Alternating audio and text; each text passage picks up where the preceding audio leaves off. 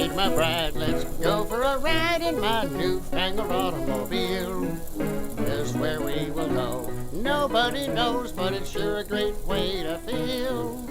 Behind the wheel of the speed meter steel, it's my newfangled automobile. Hello and welcome to Vintage Car History. I'm Wild Bill. One of the biggest political cover-ups in recorded European history is the one regarding King Leopold II of Belgium and the Congo Free State. Under his direction, millions, possibly tens of millions of Congolese were enslaved, mutilated, tortured, and murdered. What was driving the king to do this?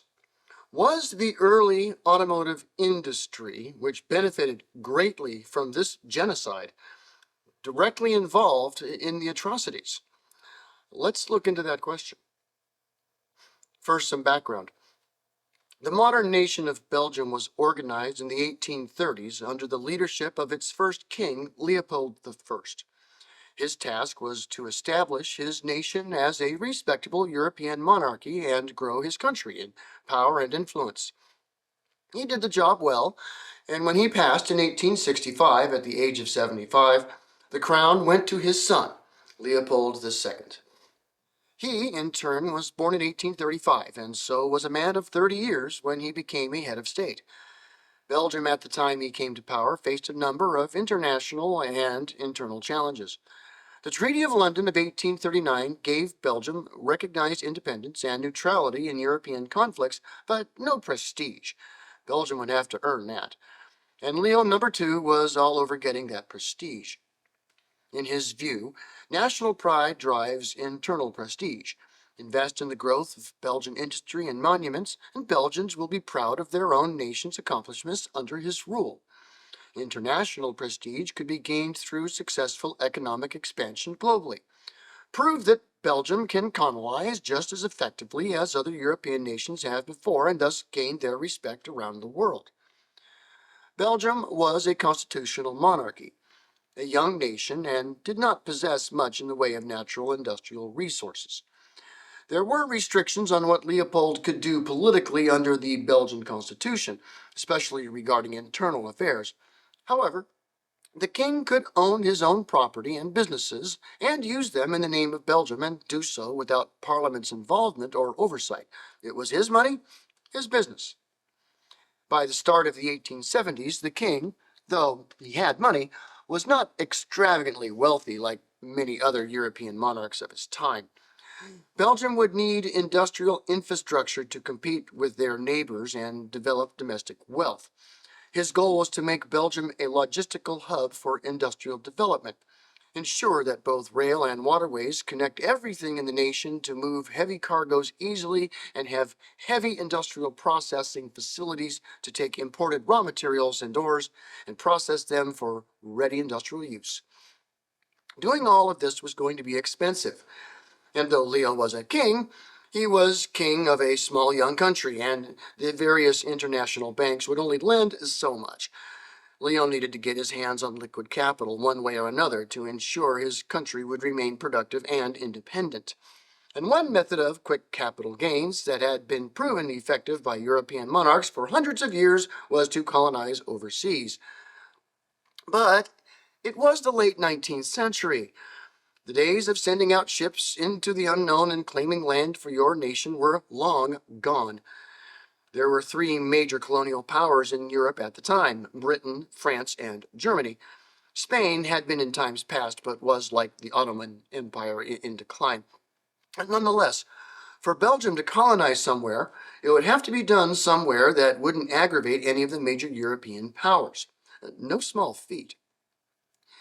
Leopold did have a good measure of political support in Great Britain, who liked the idea of Belgium being independent nationally, but dependent upon British trade economically.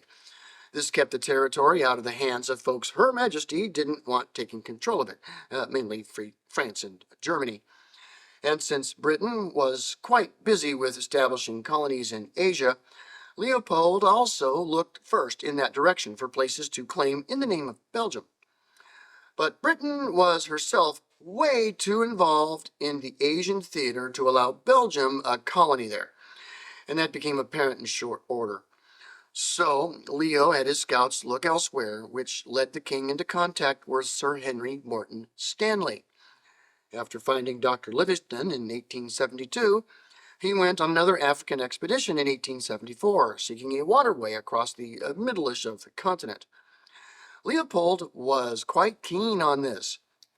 He gathered together some top European experts on the topic of Central Africa in Brussels, and through them founded a new humanitarian organization, the International African Organization. This international concern's purpose was ostensibly to organize and provide humanitarian aid to the region in the form of economic and social development and reform, which in turn would lead to their eventual independence. This group was led and initially financed by King Leopold II personally.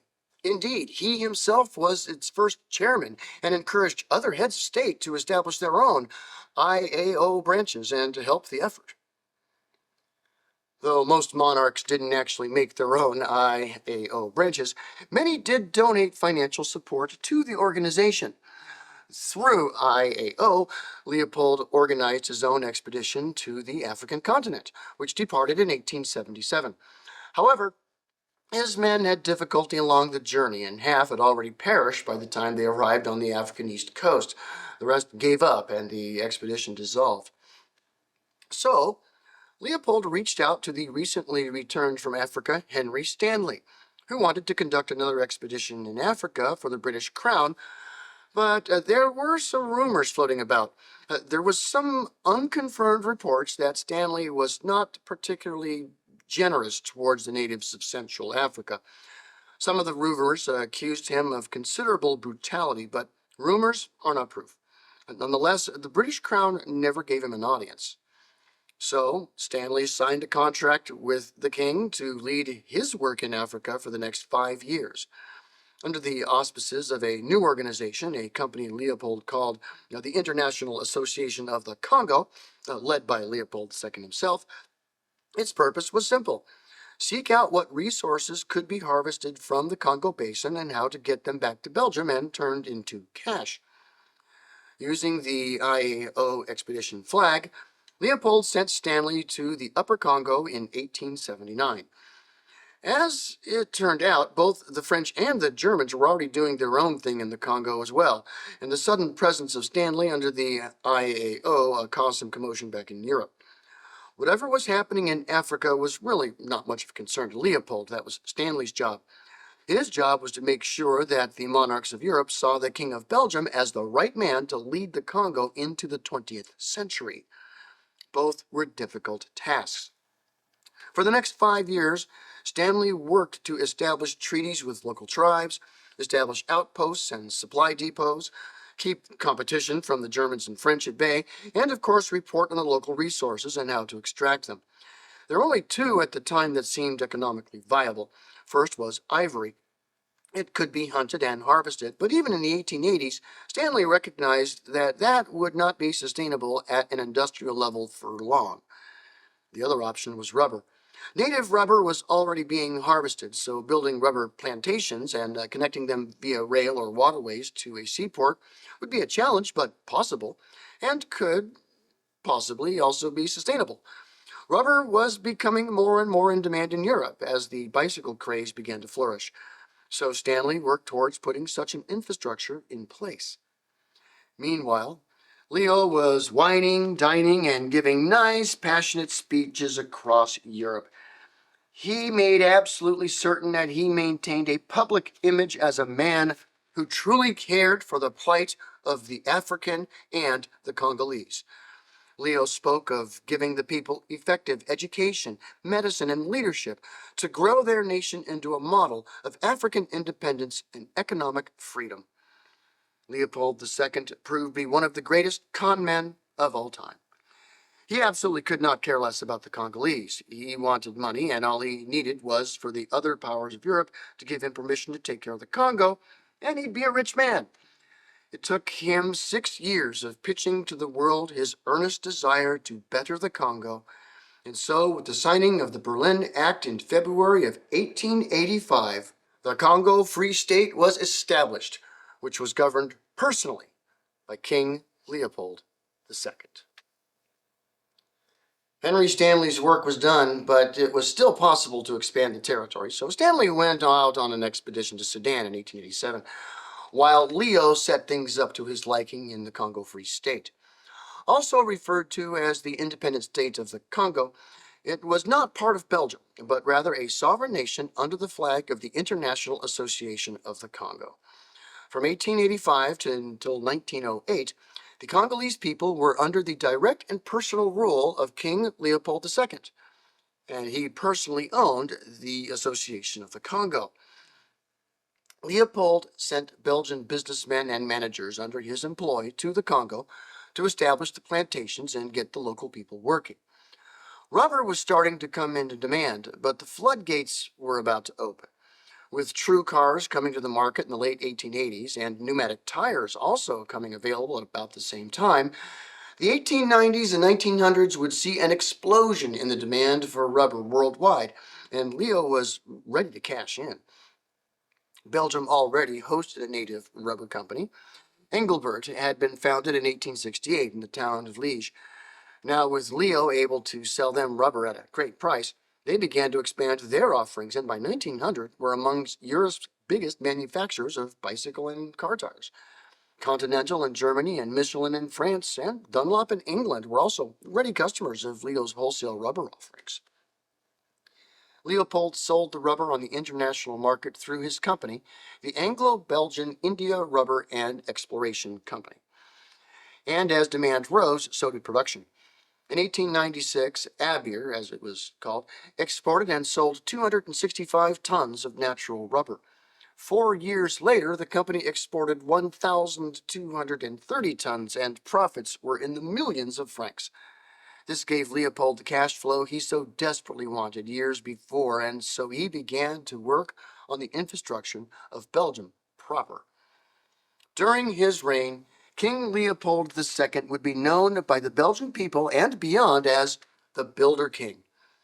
He had no living male heirs, only daughters who were all married off to foreign kings, so he created the Royal Trust.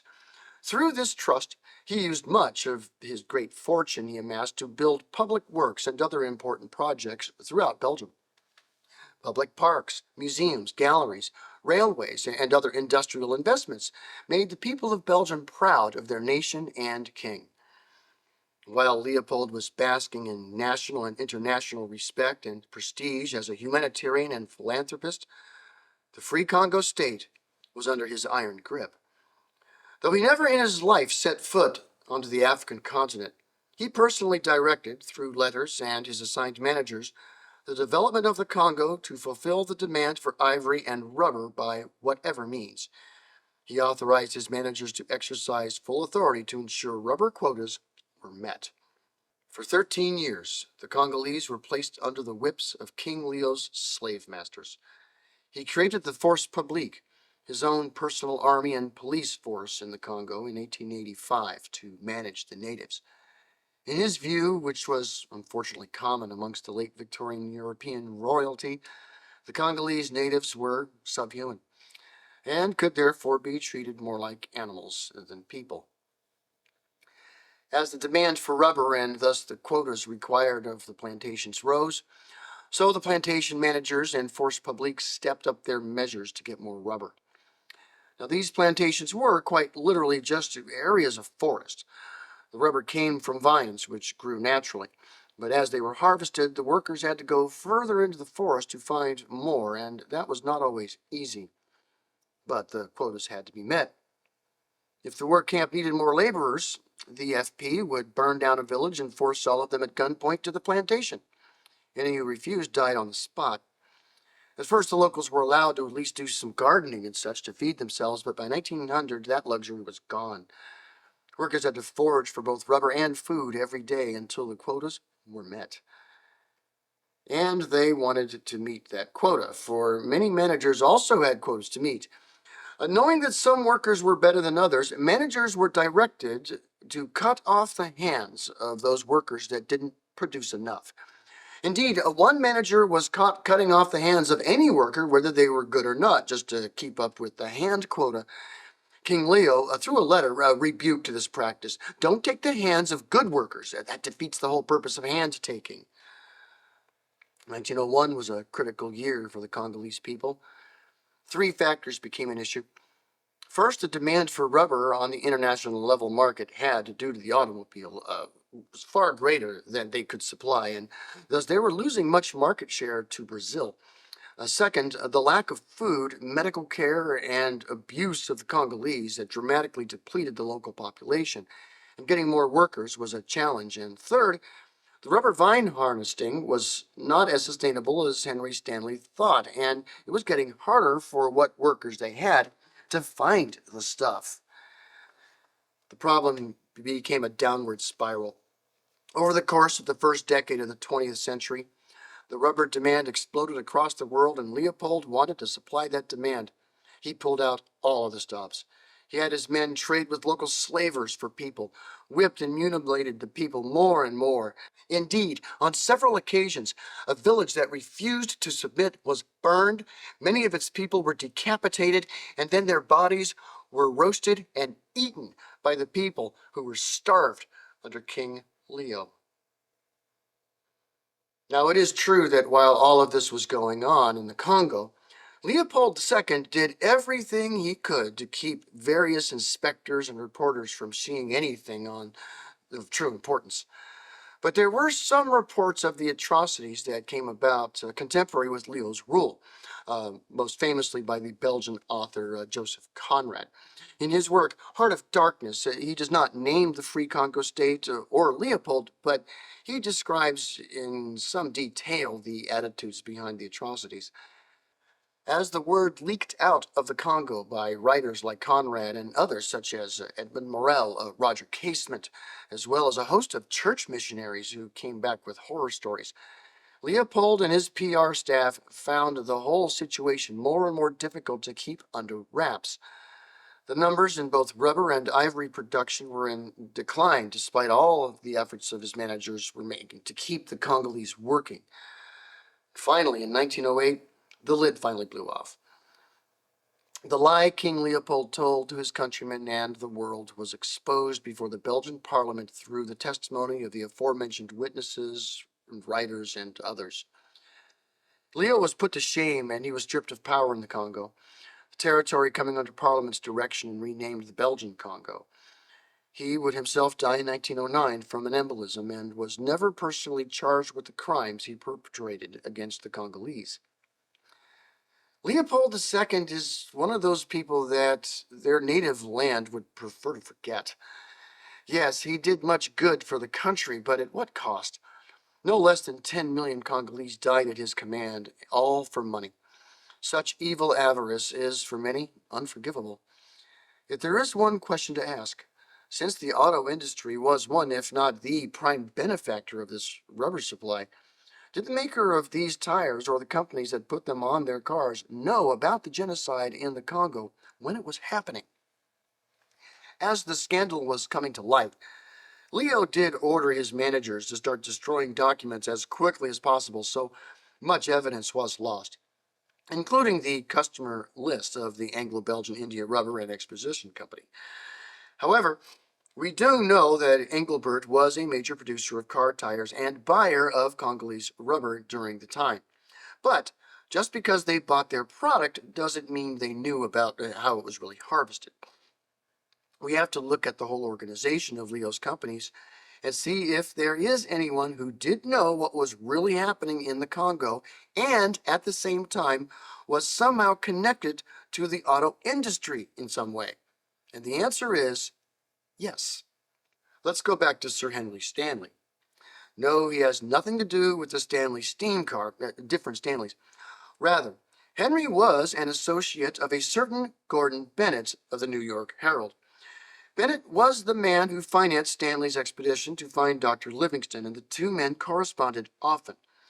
Bennett knew about many of Stanley's exploits in Central Africa, and when the Casement Report was issued in 1904, which Bennett published in his newspaper, he sought out Stanley for verification of the very damning testimony about the Congo Free State found within it, who had unfortunately died only weeks before.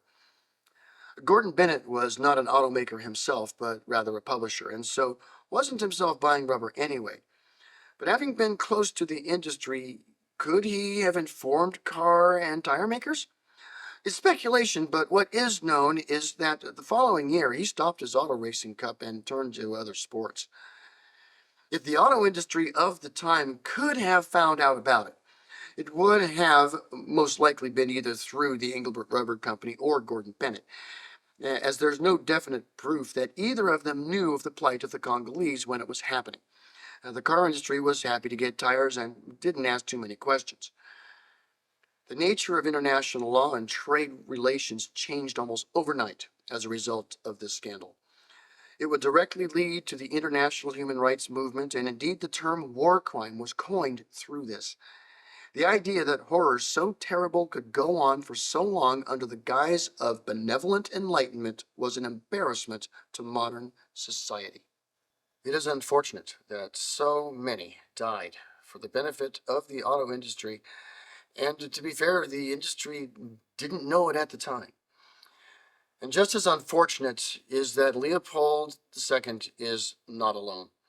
Others since have done similar atrocities, and I'm sure there will be more in the future. And I do hope that if such a thing comes again, the cars will become the means to put it to an end, and not a means to perpetuate it. Thanks for watching Vintage Car History, and we'll see you next week.